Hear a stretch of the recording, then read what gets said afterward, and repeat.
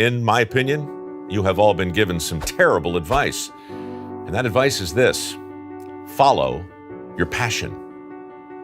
Every time I watch the Oscars, I cringe when some famous movie star, trophy in hand, starts to deconstruct the secret of their success. It's always the same thing. Don't let anyone tell you that you don't have what it takes, kid. And the ever-popular, never give up on your dreams. Look, I understand the importance of persistence and the value of encouragement, but who tells a stranger to never give up on their dreams without even knowing what it is they're dreaming? I mean, how can Lady Gaga possibly know where your passion will lead you? Have these people never seen American Idol? Year after year, thousands of aspiring American Idols show up with great expectations, only to learn that they don't possess the skills they thought they did. What's really amazing, though, is not their lack of talent. The world's full of people who can't sing. It's their genuine shock at being rejected. The incredible realization that their passion and their ability had nothing to do with each other. Look, if we're talking about your hobby, by all means, let your passion lead you. But when it comes to making a living, it's easy to forget the dirty truth. Just because you're passionate about something doesn't mean you won't suck at it. And just because you've earned a degree in your chosen field, it doesn't mean you're going to find your dream job. Dream jobs are usually just that, dreams. But their imaginary existence just might keep you from exploring careers that offer a legitimate chance to perform meaningful work and develop a genuine passion for the job you already have. Because here's another dirty truth: your happiness on the job has very little to do with the work itself. On Dirty Jobs, I remember a very successful septic tank cleaner, a multimillionaire who told me the secret to his success.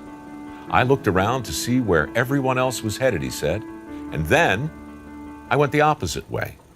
Then I got good at my work. Then I began to prosper, and then one day I realized I was passionate about other people's crap.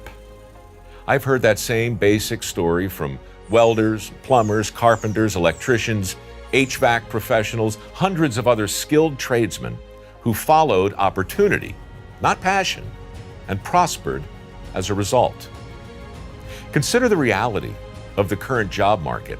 Right now, millions of people with degrees and diplomas are out there competing for a relatively narrow set of opportunities that polite society calls good careers. Now, meanwhile, employers are struggling to fill nearly 5.8 million jobs that nobody's trained to do. This is the skills gap. It's real, and its cause is actually very simple. When people follow their passion, they miss out on all kinds of opportunities they didn't even know existed.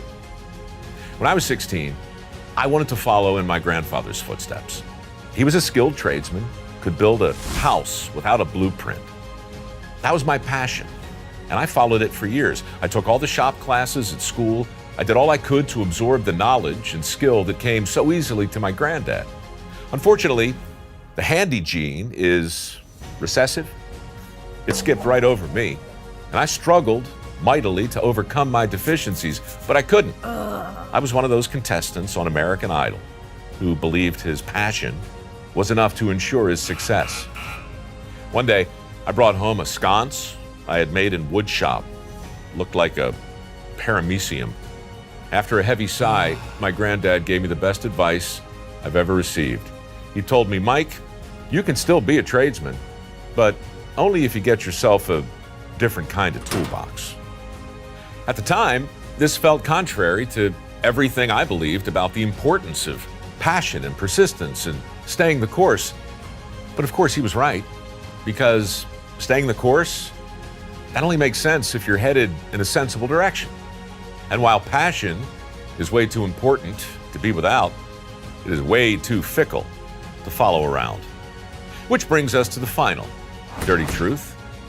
Never follow your passion, but always bring it with you.